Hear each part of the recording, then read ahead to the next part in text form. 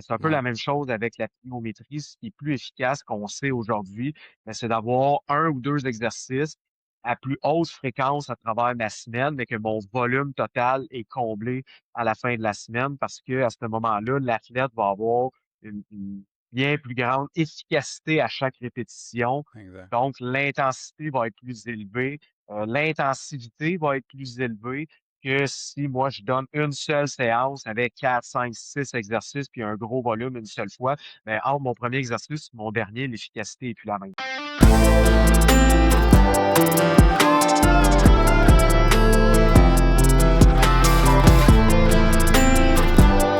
Bienvenue au podcast Game Changer par Expertise 360. OK, en direct avec Michael Chagnon, directement de Trois-Rivières. Comment ça va, Mike? Salut Alex, ça va très bien toi? Yes, ça roule, ça roule. Merci beaucoup pour un autre épisode du podcast Game Changer par Expertise 360. Avant qu'on commence avec l'épisode d'aujourd'hui, je vous invite à aller vous abonner, peu importe la façon que vous nous écoutez aujourd'hui, que ce soit sur la chaîne YouTube, que ce soit sur Spotify. Abonnez-vous, activez les notifications, ça nous aide toujours. Laissez en commentaire peut-être des suggestions de sujets ou ce que vous pensez de l'épisode. C'est toujours, toujours très intéressant de vous lire. Donc, n'hésitez pas à aller activer les notifications, suivez-nous sur les médias sociaux et tout ça. Donc, aujourd'hui, j'avais envie de faire un épisode avec Mike sur la pliométrie. On a une certification complète sur Expertise 360, sur la pliométrie, tout ça. Donc, si vous voulez avoir plus de détails, évidemment, on va laisser le lien en dessous du vidéo aujourd'hui. Mais bref, je voulais, Mike, avec toi, faire un épisode sur la pliométrie parce que c'est un mot qui est garoché un peu à tout vent, là, si on veut, par les entraîneurs de sport. Pas simplement les préparateurs physiques, mais les entraîneurs de basket, de soccer, de football, volleyball et tout ça, de hockey. Fait que comme pour setter un peu une certaine base, faire démystifier certaines choses, mais aussi donner des outils aux personnes qui nous écoutent de comment ça ressemble à quoi trop de volume de pliométrie, trop d'intensité ou pas assez, ou comment c'est quoi qui est optimal avec tout ça au niveau de la pliométrie. Si on commence par le tout début, la définition de la pliométrie pour toi, Mike, c'est quoi?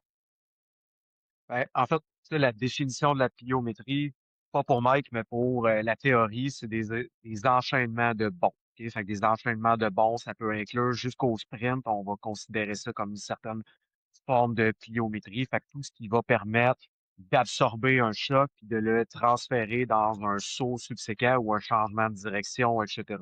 La définition de la pliométrie, pour moi, va englober tout ce qui va être saut. Fait que moi, dans ma planification d'entraînement, ben, je vais incorporer les sauts uniques. Je vais incorporer aussi là-dedans l'apprentissage de la technique de saut, etc. Je n'ai pas tendance à distinguer un saut de la pliométrie comme ça se fait dans la théorie parce que au final, c'est beaucoup trop complexe pour rien. Dans une planification, c'est beaucoup plus simple de tout joindre ça ensemble. Donc, si c'est des sauts, des bonds, on peut. Est-ce que tu rentres la course là-dedans? Est-ce que tu rentres les sprints? Est-ce que tu. Absolument. Ouais.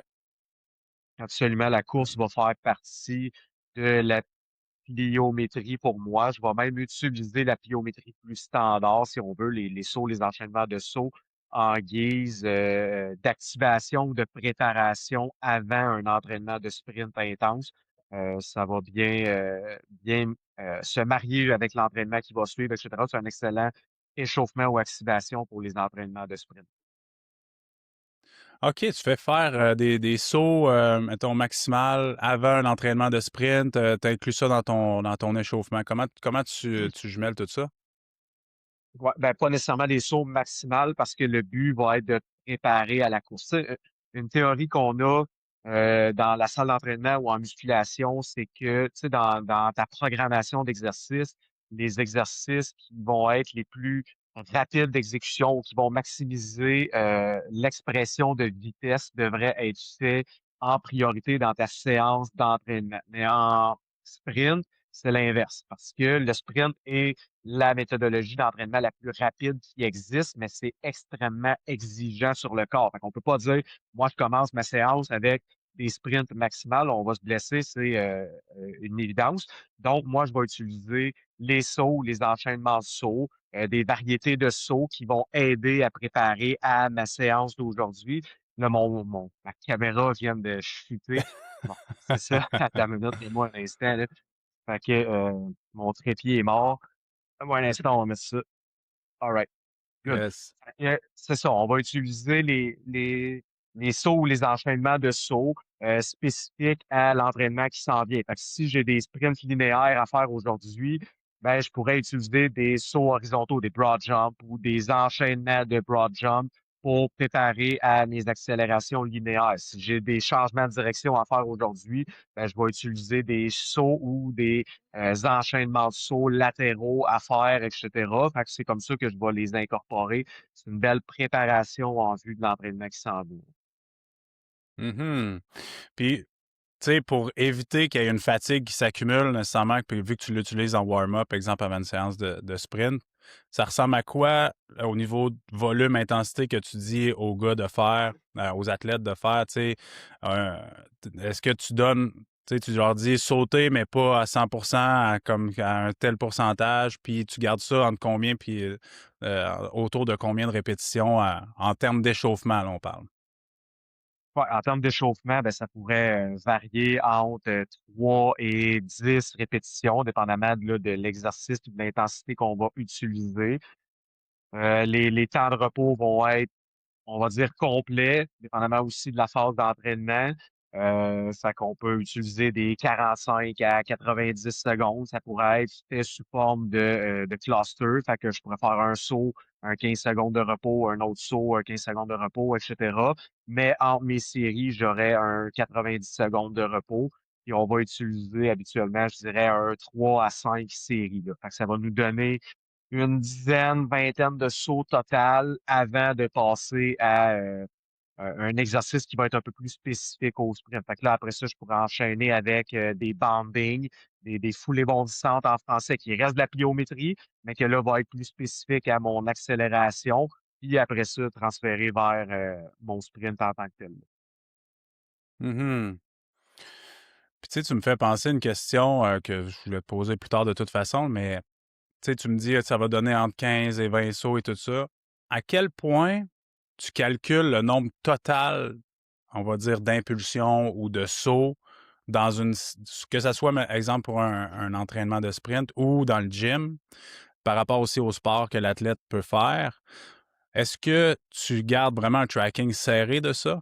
Ou tu y vas plus comme au feeling en fonction de la fatigue de l'athlète et ou du sport qu'il peut faire? Exemple, un joueur de basket versus un joueur de hockey qui a peut-être plus, évidemment, plus d'impulsion d'un côté que de l'autre. Comment tu gères ça au niveau avec tes différents athlètes? Ben, en fait, il faut le voir comme n'importe quel exercice ou modalité d'entraînement. Je mesure mes répétitions puis mes séries, fait que je vais mesurer mon nombre de répétitions de sauts.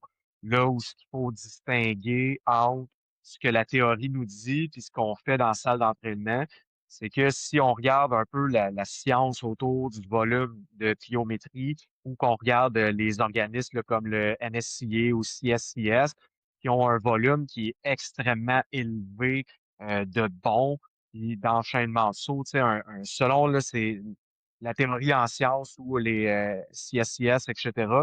Ben, un débutant va faire entre 50 et 60 sauts par semaine. Un avancé 60 à 80, puis un athlète élite entre 80 et 120 sauts. Mais là, ce qu'il faut comprendre, c'est que ça va inclure tout ce qui est bondissement. Fait que les skips, A-skip, B-skip, les sauts à corde, les ankle ups, les bunny ups, fait que tout ce qui est bondissement vraiment à faible intensité. Ça, moi, je le mesure pas. Je le mesure plus en termes Mhm. de distance. Fait que quand on fait des bondissements sur le terrain synthétique, ben, je vais le calculer en distance plus qu'en nombre de foulées ou de bonds. Là où ce que je vais m'attarder à le compter, ben, c'est vraiment mes exercices qui sont plus intenses. Fait que les sauts de head, les sauts de boxe, les triple broad jump, les enchaînements, les dead jump, toutes ces choses-là qui ont une intensité qui est plus élevée. Là, oui, je vais le programmer avec sais, oui, je vais le compter parce que dans ma programmation, ben, je veux avoir une suite logique dans ma planification à même titre que je le fais pour n'importe quel exercice. Parce que ça peut chiffrer quand même assez rapidement si tu commences à tout compter ce que tu fais dans les skips, dans les ankle ups, puis pogo jump, machin truc, là, tu sais, ça peut, tu vas dépasser les seuils, c'est sûr. Ouais, puis tu sais, c'est là où il faut faire la distinction entre ce qu'on voit dans la science qui va inclure ces types de bons-là versus ce qu'on fait réellement dans la salle d'entraînement. Fait que si tu donnes à un athlète 80 sauts de haie, dude, pour vrai, tu vas le Hmm. brûler avant Ouais. longtemps, là. Fait que, tu sais, il faut vraiment faire attention à ce niveau d'intensité-là.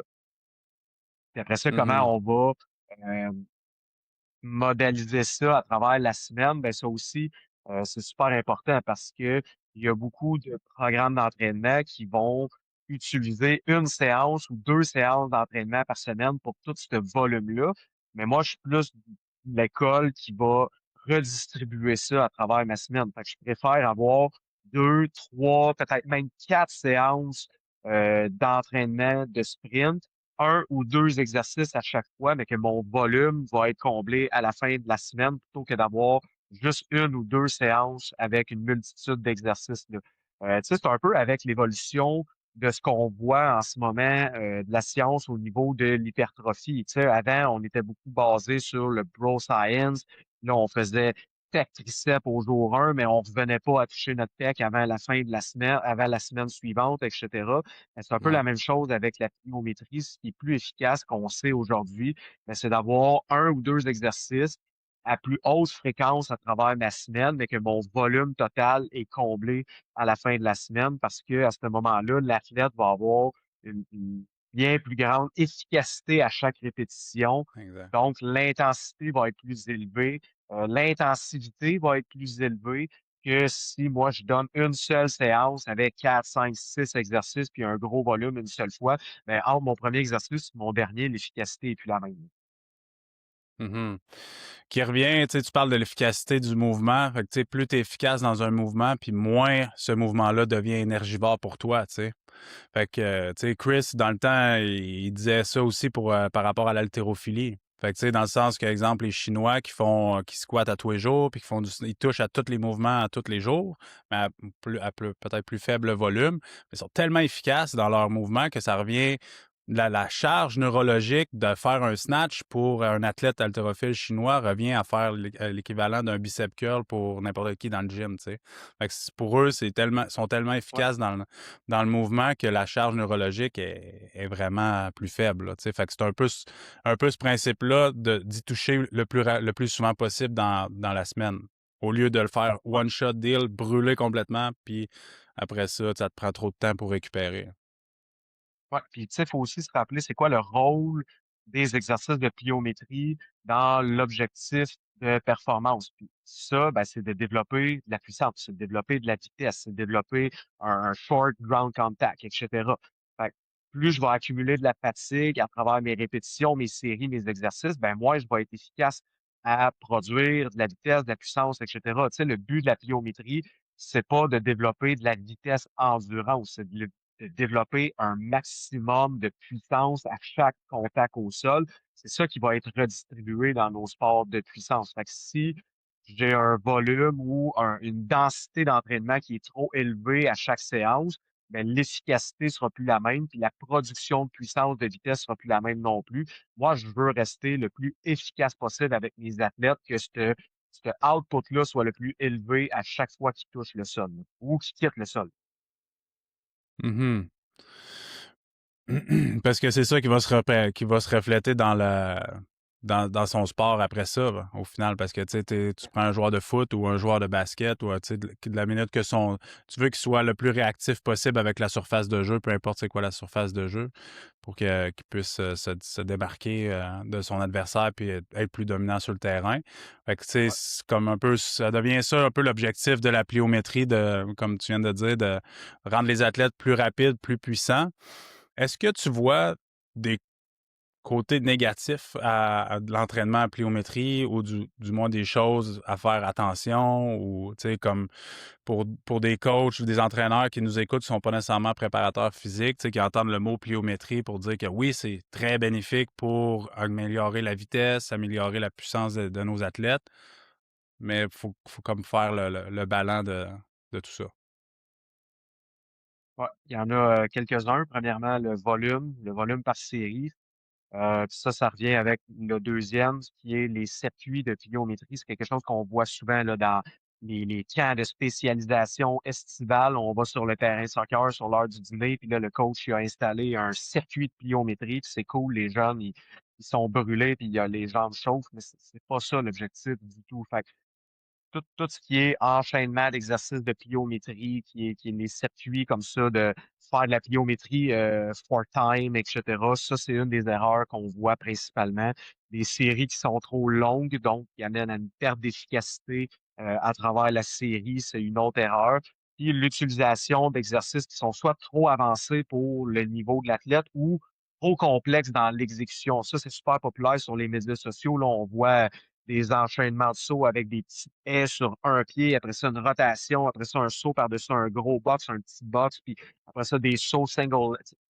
Plus c'est compliqué, moins c'est Mhm. efficace.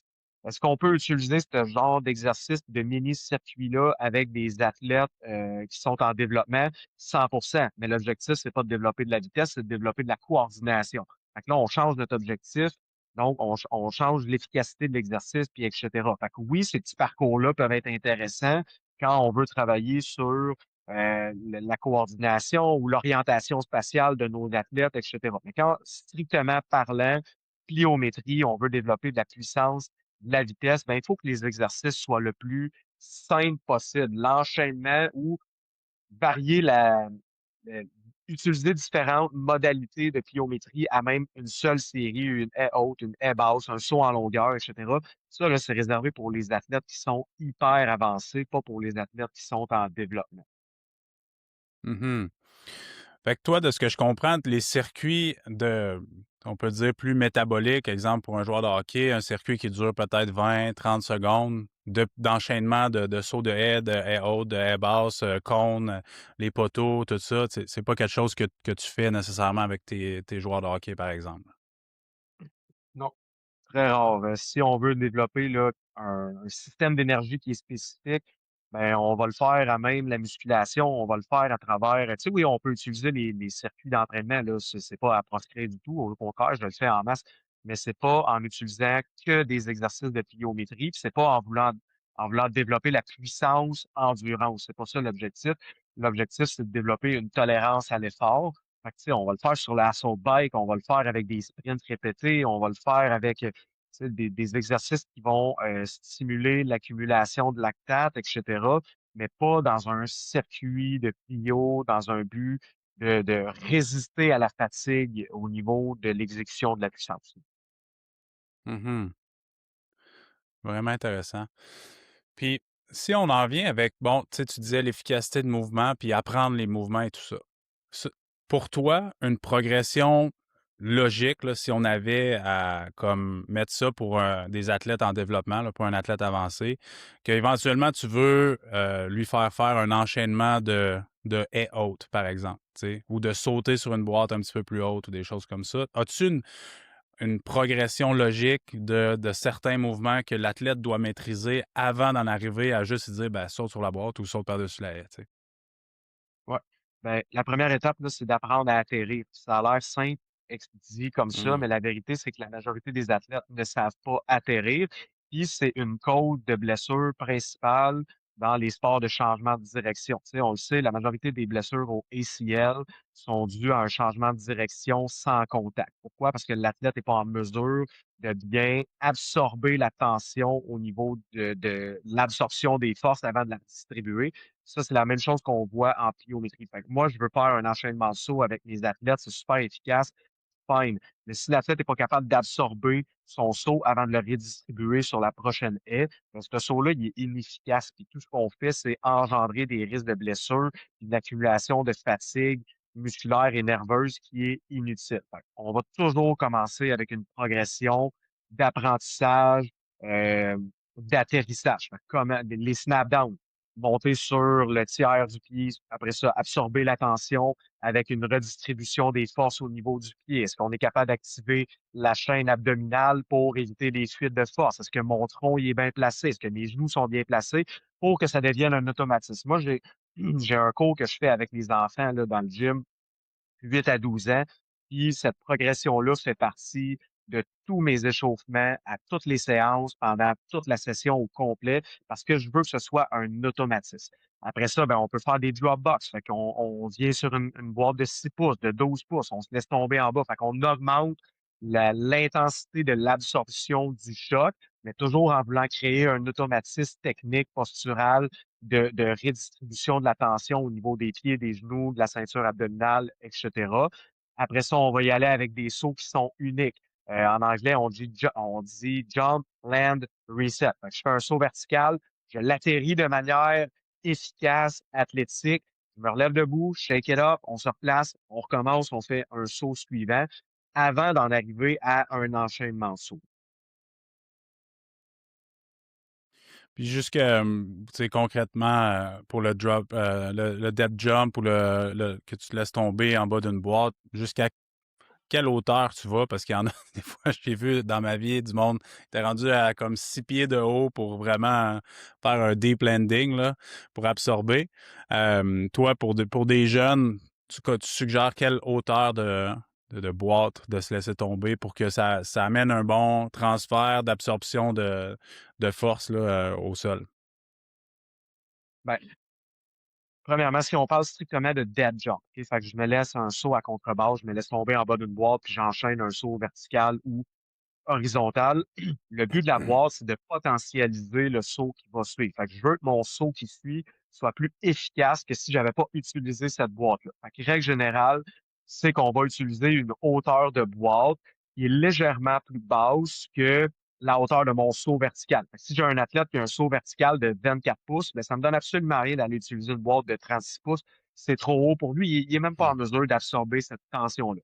Après ça, ben, on peut mesurer la hauteur du saut qui va suivre. Fait que si j'utilise une boîte de 18 pouces, mais que ça diminue la hauteur à laquelle mon athlète est capable de sauter par rapport à son saut vertical habituel, j'ai absolument rien gagné. Fait que je suis mieux de diminuer la hauteur de cette boîte-là jusqu'à temps qu'il arrive à avoir un meilleur saut. Puis là, je peux progresser dans les hauteurs de saut. Après ça, si on parle de drop box, fait que j'utilise une boîte pour apprendre à absorber la chute, la tension qui suit une chute, ben là, je peux utiliser des boîtes qui sont plus hautes parce que l'idée, c'est d'avoir une contraction qui est excentrique suivie isométrique pour apprendre à l'athlète à absorber cette tension-là. Tu sais, dans le système omnicontraction de Christian, où ce qu'on se concentre avec les contraction excentrique, isométrique, excentrique, isométrique, concentrique, ben, je peux utiliser les Dropbox comme ça pour venir travailler une certaine contraction en pliométrie. Fait que je peux utiliser les Dropbox pour avoir un saut, une réception qui est hyper agressive isométrique. Je veux améliorer l'aspect isométrique dans mon saut de mon athlète. Tu sais, un saut, un changement de direction, on les a, ces trois phases-là. Quand je fais mon enchaînement de saut, ben, j'ai une contraction excentrique. Est-ce que je suis capable d'absorber l'aspect élastique qui va se créer? J'ai une contraction isométrique avant mon changement de direction, puis s'ensuit d'une contraction concentrique. Fait que moi, si dans l'évaluation de mon athlète, j'observe une faiblesse dans une de ces schémas-là, ben, je peux utiliser les sauts à contrebasse ou le drop box pour venir travailler ça spécifiquement. Puis là, je peux travailler sur une hauteur de boxe qui est plus haut. Je veux travailler la capacité à mon athlète élastique à absorber une tension excentrique pour qu'éventuellement, il soit plus en mesure de le redistribuer dans son saut concentrique. Ben, je peux utiliser une boîte qui est plus haute, puis il va avoir un rebond qui est plus haut, mais il n'y a pas de saut qui s'ensuit. Fait que tout dépend de l'objectif du saut, du niveau de l'athlète et pourquoi on utilise ce genre d'outil-là. Mais utiliser une boîte qui est hyper haute parce que c'est cool sur Instagram, ça, par exemple, ça sert absolument à rien. Comment tu inclus ça, la pliométrie, toi, normalement, avec des athlètes? Là, on a fait la progression avec des jeunes athlètes et tout ça. Tu as dit que tu l'incluais avant des séances de sprint, des fois dans la salle de muscu. Est-ce que tu fais des séances uniquement de pliométrie ou tu le mets tout le temps comme intégrer à d'autres séances, que tu vas travailler d'autres choses dans les séances avec tes athlètes? Ça va toujours être intégré à travers autre chose. Là. Je pense pas que j'avais fait une seule séance uniquement de pliométrie dans les 10 dernières années. Fait que je vais l'utiliser en début de séance quand que c'est en musculation. Même chose en sprint. Fait qu'en musculation, c'est vraiment dans le but que on est frais, dispo, efficace. Puis c'est ça que je veux maximiser comme effet d'entraînement. Puis à l'opposé, quand je l'utilise en sprint, mais c'est vraiment dans un objectif d'activation pour préparer à l'entraînement de sprint. Donc, tu fais jamais de pliométrie. Ben, en fait, est-ce que tu fais de la pliométrie comme sous fatigue? Exemple, tu vas faire un exercice lourd, puis tu vas aller faire un exercice de plio après ça, ou l'inverse des fois pour... Ouais, ah, ça, absolument, par exemple. D'utiliser les contrastes, que ce soit Ouais. contrastes traditionnels ou français en 4 exercices, peu importe. Ça, oui, je vais l'utiliser, mais c'est toujours dans le but de potentialiser mon exercice de pliométrie. Ça pourrait être l'inverse aussi, comme tu as dit, je pourrais utiliser mon exercice de pliométrie pour potentialiser mon exercice compound ou etc. Utiliser un saut vertical pour activer le système nerveux pour que mon squat par après soit plus efficace. Mais oui, c'est toujours, mais c'est pas fait sous fatigue, c'est fait en activation un ou l'autre. Là. Le but, c'est de potentialiser un ou l'autre et non pas d'arriver dans un état de fatigue. Je comprends. Si on parle, exemple, à des entraîneurs sportifs qui nous écoutent puis qui voudraient comme inclure un peu de pliométrie avec leurs jeunes, tu sais, là, c'est sûr, ça va être difficile de montrer des images. Vous pouvez tout le temps aller voir les réseaux sociaux de Mike. Il y en a plein de différents éducatifs que tu lises, tu sais, qui sont un petit peu plus, je veux pas dire hors norme, mais qu'on voit pas souvent. Puis qui fait du bien, avoir quelque chose de nouveau, puis qui, à mon avis, ça doit s'en aller vers ça. Mais est-ce que tu peux nous donner quelques éducatifs que tu fais ou que tu suggérerais aux gens de faire pour introduire la pliométrie de la bonne façon avec une équipe, avec un groupe de joueurs? Ouais, ben tu sais, en fait, on peut utiliser la pliométrie, mettons, avec une équipe. Je l'utilise beaucoup en combinaison avec d'autres athlètes, que ce soit des challenges ou des choses comme ça. Ça peut être, si on parle strictement de bondissement, ben, ça pourrait être sous forme de jeu, etc. Mais tu sais, la façon, je pense, que je me distingue dans mon utilisation de la pliométrie, c'est la raison en arrière de laquelle je vais utiliser les exercices. Fait qu'on on a tendance à progresser notre pliométrie de manière à une progression technique ou une progression d'intensité. Fait qu'en début, je vais utiliser des box jumps. Après ça, je vais utiliser des sauts verticales, des enchaînements de head et depth jump. Fait que ça peut être une planification standard. Moi, je l'utilise davantage dans mon évaluation. Qu'est-ce que j'ai observé dans la production de puissance de mon athlète qui est la lacune? Puis c'est ces exercices-là pour corriger ça que je vais utiliser. Fait que si j'ai observé un manque de capacité à utiliser l'énergie élastique, par exemple, dans le rebond, mais mon athlète n'est pas efficace à utiliser le rebond. Ben, je vais utiliser des enchaînements de haies avec une hauteur qui va maximiser la capacité de mon athlète à apprendre à utiliser ce rebond-là. Avec les sports de rotation, ben, je peux utiliser le baseball, on va utiliser des sauts en longueur, mais avec une rotation. Fait qu'au lieu de sauter strictement en longueur, ben, je vais avoir un pivot qui va se faire dans ma rotation, etc. Fait que tu sais, je suis pas oui, j'utilise des exercices qui sont différents, surtout avec les jeunes athlètes, dans un but d'améliorer la coordination, mais c'est beaucoup plus dans l'aspect, c'est quoi la faille dans l'exécution de ma puissance, puis dans ma sélection d'exercices, je vais venir travailler cette faille-là, puis je pense que c'est là où ce qu'on peut faire une vraie différence en termes de préparation physique. Là. Mhm. Est-ce que tu utilises la pliométrie avec le haut de corps des fois? Oui, absolument. Les ballons, Medicine Ball, super efficace, que ce soit pour le tronc ou pour le haut de corps. Je veux utiliser un contraste avec le bench press, par exemple. Ben, je pourrais coucher mon athlète au sol par après, puis avec un Medicine Ball que je lui laisse tomber, il me le relance, puis on fait quelque chose de réactif comme ça. Ça peut être des clapping push-ups, des push-ups sautés d'un côté comme de l'autre, etc. Fait que des med balls qu'on lance dans le mur, qu'on lance en haut. Fait que est-ce qu'il y a un enchaînement qui se fait? Oui, mais là, ça prend un coach qui redistribue ou qui attrape le ballon. Mais oui, avec les Medicine Balls, c'est super efficace. Là. Mhm. J'utilise pas exercice balistique, tu sais, lancer une barre de bench press pour la rattraper, pour deux raisons. J'ai pas de Smith Machine, fait qu'avec une barre libre, ça devient extrêmement dangereux. Puis deux, c'est ça, je préfère utiliser les ballons pour qu'il y ait un réel contraste entre l'exercice là, que reproduire le même exercice, mais avec une charge plus légère.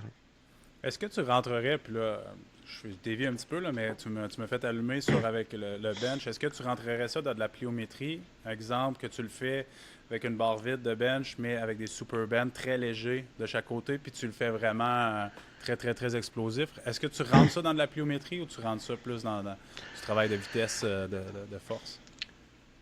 Est-ce que théoriquement, c'est une accumulation d'énergie élastique avec un changement de direction qui est redistribué dans une contraction concentrique? Oui. Fait que oui, ça pourrait compter dans la pliométrie. Le hic avec ces exercices-là, c'est que quand c'est trop léger puis qu'il n'y a pas une projection, il y a des mécanismes de protection du corps, là. Fait que toi, quand tu fais un bench press, là, il y a à peu près, dépendamment de la charge utilisée, entre la moitié puis un tiers de l'amplitude qui sert seulement à décélérer pour protéger l'articulation du coude, de l'épaule, etc. Fait que s'il n'y a pas une projection qui est faite, ben naturellement, il va y avoir une décélération qui va être faite. Utiliser les élastiques va permettre de limiter un peu cette amplitude-là.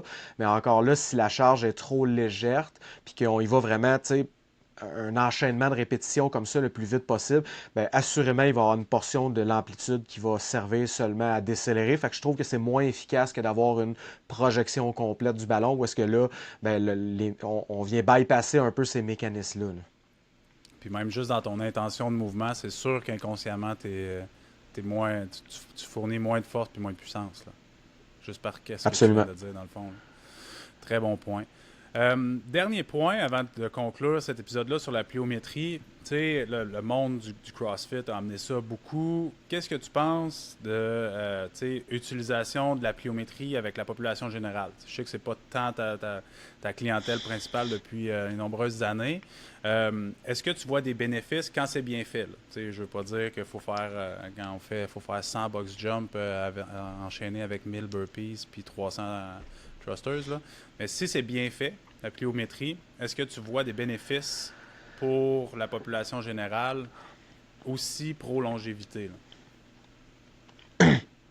Absolument. Tu sais, quand c'est fait dans les règles de l'art de la progression, oui, il y a énormément de bénéfices à la pliométrie, que ce soit au niveau nerveux, d'expression de puissance, d'expression de force, de coordination, etc., qui va amener des bienfaits. Puis, tu sais, même dans le monde du bodybuilding, là, si on a des athlètes ou de fitness, quelqu'un qui s'entraîne strictement pour la composition corporelle, quelqu'un qui est ouvert d'esprit ou tu sais, qui aime ça, les challenges, la variété dans son entraînement, bien, utiliser des sauts avant d'aller faire du squat ou du leg press, bien, ça va juste potentialiser ton mouvement. Fait que si tu es susceptible d'utiliser plus de charge, bien, tu vas te rendre à ton objectif, même en termes d'hypertrophie ou de composition corporelle, de manière plus efficace. Fait que ça peut être utilisé dans certains blocs d'entraînement. Puis avec la population générale, bien, ça peut être des défis qu'on amène au travers l'entraînement. Bon, ben, monsieur, madame, tout le monde, ben, on va commencer l'entraînement avec un enchaînement de sauts, avec des sauts qui sont jump land reset ou atterrir sur un pied mais de manière stable, etc. Fait que c'est des formes de pliométrie